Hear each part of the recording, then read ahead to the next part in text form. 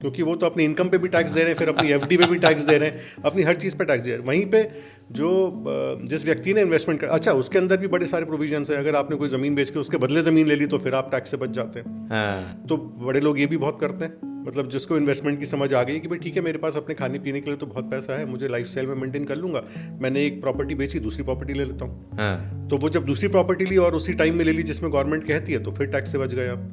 तो वो टैक्स तो इतना दिया ही नहीं गया, वो अंदर अंदर वेल्थ क्रिएट होती चली गई। अब जो सुनने वाला दर्शक है ना, वो इस बात पे हैरान रहेगा कि यार मैं तो अपना पेट काट करके एसआईपी में डालता हूँ, एफडी में डालता हूँ, मैं इन्वेस्ट करता हूँ और मैं सरकार को लगातार टैक्स दे रहा हूँ छोटे से अमाउंट पे। एसआईपी में फिर भी ठीक रहेगा। अगर एसआईपी में डाला है तो एसआईपी भी जब तक वो बेचेंगे नहीं तब तक टैक्स नहीं बनेगा उस पर। ठीक है। लेकिन एफडी में बनेगा ही बनेगा। एफडी में बनेगा जी। तो इन्वेस्टमेंट वो है जिसपे जब तक आप बेचो ना तब तक टैक्स ना देना पड़े आपको, जब तक प्रॉफिट रियलाइज ना हो, वो इन्वेस्टमेंट होती है।